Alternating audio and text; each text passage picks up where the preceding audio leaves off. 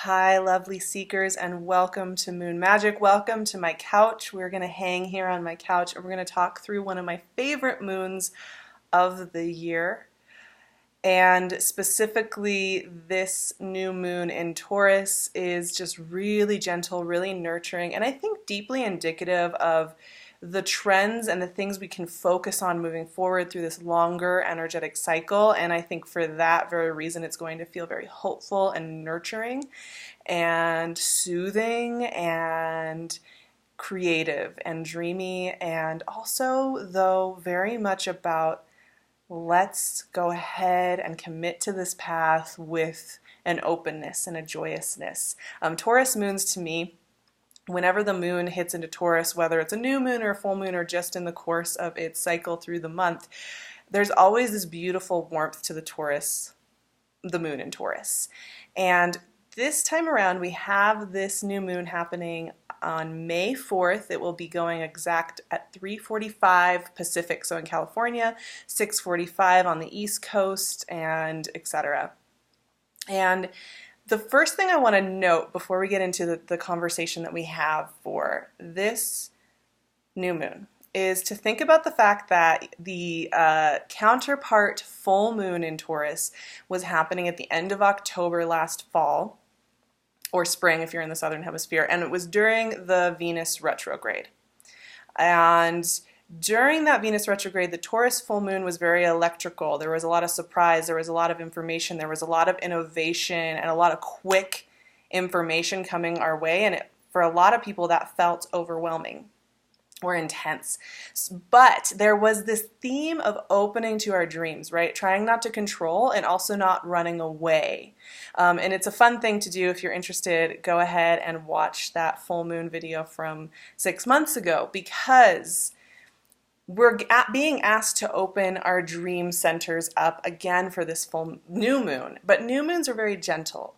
And new moons, depending on everybody feels these things differently. Some people feel new moons a little bit more. Some people feel full moons. For me, new moons are the most constructive, playful, creative, inventive moons. But you have to kind of trust into the darkness, right? You have to trust into the mystery of them. And this new moon is about opening our hearts. It is about being playful and dreamy and releasing control, but also showing up, right? Because what I talk about in the full moon Taurus video of last 6 months ago was how two ways we try and take mastery of our lives is, one, we try and control every detail of how our lives unfold, or two, we check out. We just check out and we just take our hands off the wheel and say, I'm not getting involved in any of that. So we want to find this beautiful middle ground in the middle, right? And so this moon is really useful for that. So I'm going to talk about some of the aspects and why. And then we'll be talking through the different things I want you guys to focus on for this new moon. So first we have Neptune is doing a very loose sextile in Pisces at 18 degrees of Pisces. Now the sun and the moon are conjunct at 14 degrees of Taurus. Neptune's been doing a lot of work with us the first part of this year. All that Mercury retrograde was very influenced by Neptune, by this idea of dreams, fantasy, ascension, and our secret selves. So Neptune is kind of giving us a little wave here with this moon. But what's beautiful about this gentle sextile here is that it's taking the beauty, the lushness of Taurus energy, and amplifying it with the dreamy, fantastical nature of Neptune. Now, when you think about that, Neptune is the dream, it's the fantasy, and Taurus is the seed planting. Taurus is the birthing. It is the expression of physical presence in the world. When I think about Taurus, I think about so many beautiful things. Tauruses are very important to me in my life. I have a Taurus North Node as well, and I also am very close to a number of Tauruses who have helped me so much in my life. And I think with Taurus, I think of the good things in life. I think the richness and the expressiveness of life and the really showing up and savoring it. Some of my favorite musicians, Lizzo, Michael Franti, are Tauruses. And when you listen to their music, you feel that sense of joyousness and being present here in the physical. You feel that sense of gratitude. And the other thing to think about too with this Taurus energy is that if you pagan tradition, there's a fire festival on May 1st, May Day as it's come to be known, called Beltane. And the May Queen reemerges from underground. Now, the May Queen is very connected to Taurus as well, the divine feminine earthly energy that re-arises from underground. She goes ahead to resurface in the world, and she kills the Green Man, who the Green Man represents the evolution of the natural world, and he becomes overgrown by the time that pagan spring hits.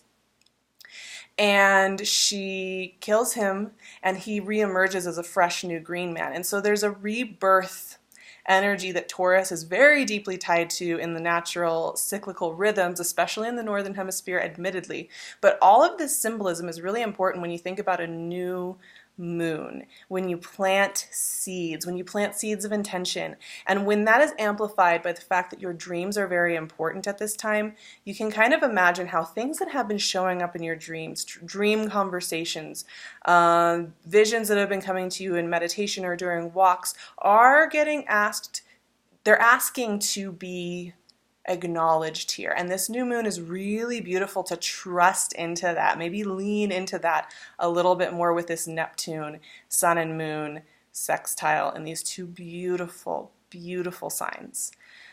So the moon isn't aspecting much at all. The moon is kind of just there, and I think we need that. Sometimes, we've had a lot of these moons that have very difficult squares and oppositions and quincunxes and these like shakeups. And of course, Uranus is in the same sign as the sun and the moon, so they're all kind of hanging in that, and we're getting used to Uranus and Taurus. Once again, if you're interested in learning more about what that's doing for your specific sign, I will leave the link for the Magical Mid-Year Intuitive Guide below. That's on Vimeo, and it's available to download right now. So I would highly recommend you go check that out if you're curious about what Uranus is doing for the next several years and a lot of other transits. The other thing to think about is we're getting used to 3 of those outer planet retrogrades. I also talk about that in the Mid-Year Magical Intuitive Guide. But the other opposition that's going on here, and it actually doesn't aspect the moon, but it's a conversation that's happening while we're planting these seeds and while we're dreaming and while we're opening up to what our dreams have been telling us. It is Jupiter and Mars are opposing each other. And Mars is at 22 degrees of Gemini, and Jupiter is at 23 degrees of Sagittarius. And so it's a pretty close, it's a 1-degree opposition. So when planets are opposing, they're in conversation. They're trying to find balance and harmony within a conversation. Mars is about that sexual drive, that desire to push forward, and a very ambitious and conversational sign of Gemini. And that is getting highlighted with the comfort of Jupiter and Sagittarius expanding our hunger for knowledge and travel and curiosity. So these two are very active. They want to get things moving. They want to get things rolling. They want conversations to happen. So we have this really gentle, dreamy moon that's like opening our heart chakras, opening us up to the possibility of who we're going to become and what we're going to experience in this life and what our dreams have been telling us and those conversations we want to be having, those creative projects we want to be doing, those people we want to become, those trips we want to be building. And not only that, but we have this very active kind of masculine energy opposition that's like, let's do it, let's get it done. So there's a lot of positive momentum moving forward with this moon. There's a lot of that, that feeling when you can just feel the potential. It's like in the air, and you're just enjoying the potential. It's like one of those evenings, like the sun is setting, you're putting on your favorite music, you're having a refreshing beverage, whatever that is for you, and you're just like watching the sky change, and you're just feeling how all that, you can just feel it. Even if you don't know exactly what it is that is coming next, you can feel that warm, excited, visionary energy all around you. You can just feel the welcoming in of it, right? That is what this moon, I think, is going to feel like. The more I feel into this, the more that feels like the thing. Now, you could feel more on edge if you're a little uncomfortable with what your dreams are telling you, or if you're feeling a little bit uncomfortable about stepping fully into who you're going to be next and showing of yourself fully. Because one aspect with all of these planetary placements that we've been talking about, one aspect that's going on with that is that we are having, and Venus is in Aries, and Mercury is in Aries, we have a lot of directional forward energy that is saying we need to show up, right? You know, the good life does happen, and it does happen by us dreaming and us setting intentions and doing all of that. But then the next step and part of what this moon is going to be asking for you to do, and just almost ritualistically, just like coming into agreement with your higher self and saying, I do agree to step fully into this version. I do agree to fully be seen. I do agree to live a life of bravery. I think Brene Brown's Netflix special came out at a very perfect time for Uranus to be in Taurus. And that's a great special actually to watch in conjunction with what I'm talking about here if you're wanting some inspiration for that new moon, because she talks about living a brave and bold life means that you're going to get your ass kicked. And that means you're going to show up and you're going to try things and you will fail. You will find that you get rejection. You will find that things don't always work out the way that you think that they're supposed to. But those people who live brave lives, they also, for that couple of times it works out, really live a rich life, right? And so this moon is also asking us to connect with it. Now, that doesn't mean living life where everything has to be hard and like throwing yourself against a wall all the time. There has to be joy coming from that. And part of the way that we develop a joyful practice and how we're going to take risk or perceived risk or creative risk is we start with some basic tools. And I think this moon really gets us back to some basics with just checking in with our energetic cycles. Because one thing that's coming up with this moon and just with the shakeup in the planets and the fact that we do have Jupiter, Saturn, and Pluto all retrograde at the time of this new moon.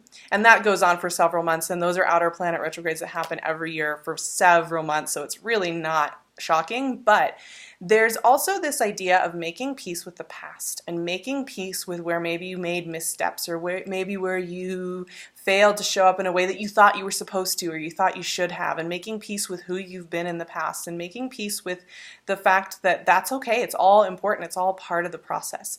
It's also a really beautiful moon to make peace with anybody that you feel like maybe you felt for a while that you've had unfinished business, or like you can't quite put your finger on what certain friendships or business relationships or romantic relationships did for you, and that there's always kind of been this sense of I'm not sure. This is a great moon for a kind of release of that and to put some grace on it and express gratitude for it. And that's the next part of setting the scene for this Taurus new moon. And I would highly recommend just doing this as we build toward that new moon, you know, expressing gratitude. This is a really gracious new moon, and like I said, I think about a lot of musicians who are Tauruses and the messages that they send in a lot of their music, and obviously it's a generalization, is this sense of enjoyment of being here, and the excitement of it and the creative process of it is so beautiful. And Taurus has so much energy that has to do with deep gratitude.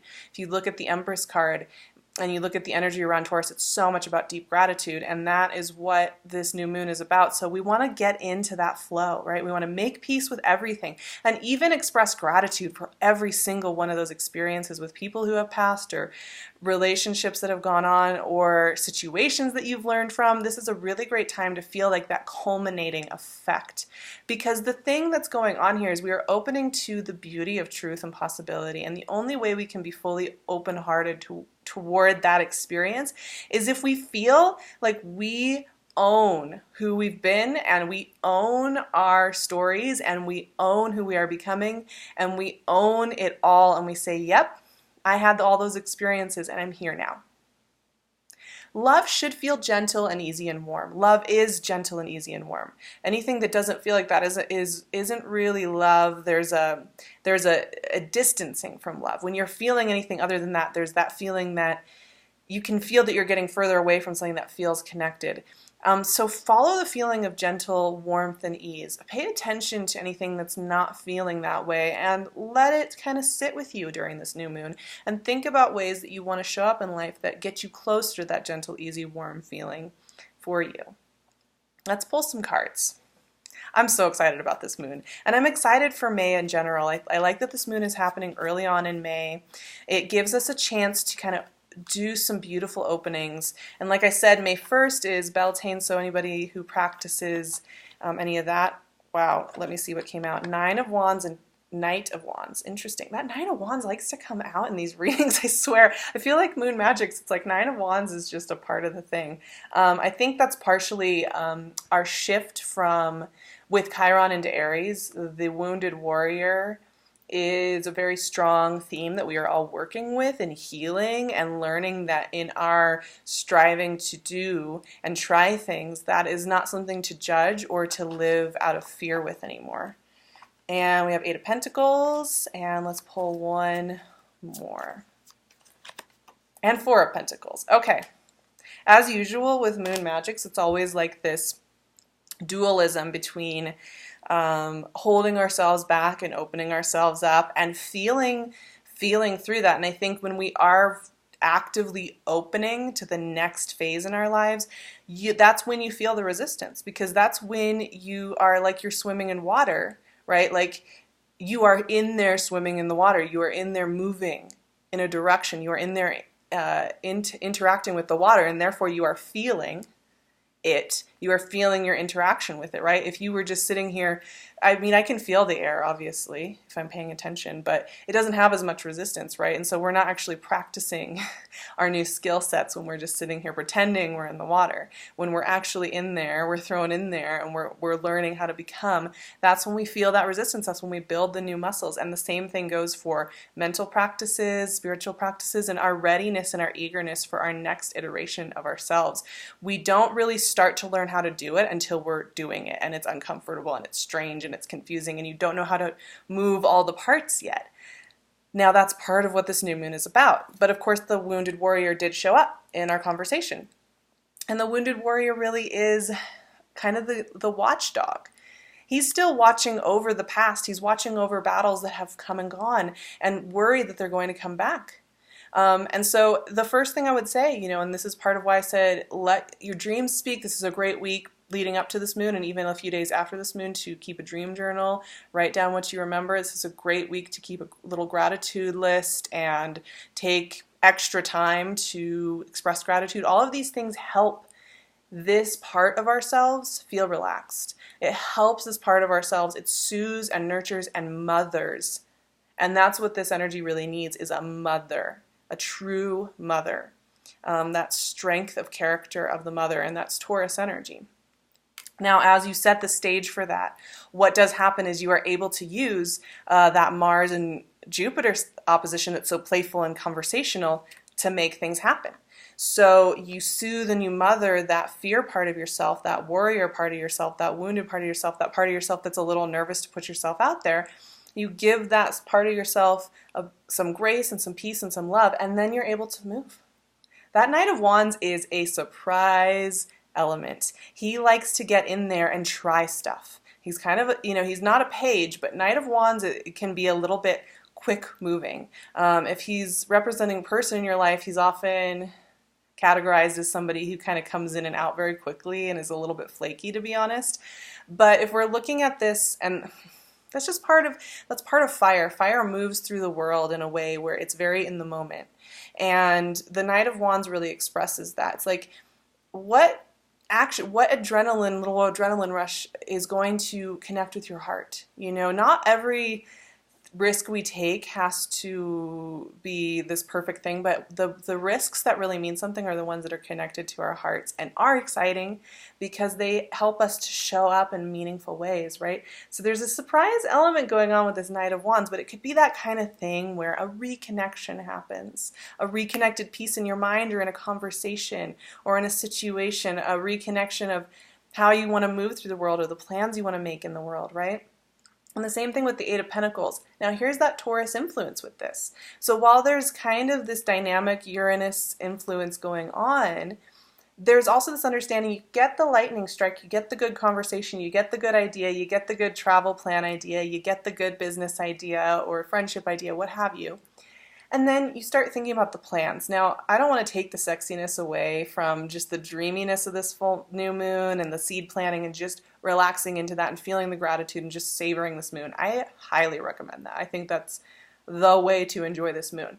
However, this is also a great time to, once that door opens, to firmly plant your foot through that door and say that you will show up. Make an agreement with yourself. Take a sacred moment to say, I am going to show up as this version of myself, this best version of myself that I have been getting ready to do. I am going to show up like that. I'm going to take the actions I need to take. I'm going to act in a way that is in alignment with that. And that's that Eight of Pentacles energy. It's about the little details. It's about just stepping in there, taking the first step, and then taking the second, then the third, and eventually you become a master at the skills that you are inviting in. So you're inviting that process in. Now, the Four of Pentacles is the other way that you may be feeling, which, like I said, as you're practicing new skill sets, as you're opening yourself up to a new way in life, that is when you feel the resistance in the water as you're building those new muscles. That's when you feel the resistance. That's why resistance is such an important part of any kind of workout routine. That's where you build muscle. That's where you build strength. That's where you build length and mobility. And the Four of Pentacles represents that part of us that is the resistance band almost. It's like our muscle straining is against the resistance band. The Four of Pentacles is when we hold ourselves back. We hide. We want to hide. And so this tells me most people probably during this moon already know the things that they want to show up for, the experiences they want to show up for, but some part of you may feel unworthy or unready or not ready to do it. And honestly, the Four of Pentacles is kind of BS, and it always has been BS. And when it shows up in a reading, it's kind of like, this is your BS holding you. This is your made-up story about your value and your worth and your limitations and why you can't show up for something. This is your story about why you can't live a brave life. And like we've talked about this before, but it becomes your prison, that story. So this is a great new moon to rewrite that story so that you don't have to be this guy holding so tight, Okay. This is a beautiful moon. I'm really excited about what it brings for all of you. I am just going to be soaking up every second of this Taurus new moon. Moon in Taurus is just an amazing thing. It's a beautiful, beautiful placement. I love it so much. Some of you may have noticed my calendar for the rest of 2019 right now is basically not open, and that's because booking so far in advance is kind of untenable for me. So it doesn't mean that there won't be sessions the last part of 2019. It just means that I'm going to be opening up those sessions a little bit closer to the dates that they are available. So you're going to want to keep an eye out on my Instagram or here on YouTube, whether you subscribe or you follow me on either of those. Those are the best ways to keep on top of what my calendar is doing. I will also be updating you every time I do moon magics or the monthly readings or the seasonal Q&As. So, I'll keep you guys in the loop about it. So don't worry. You can also email me if you want info on what working with me looks like, or if you want to be included in a list for people who are looking to get a session with me once I do have sessions starting to fill those in for a few months from now.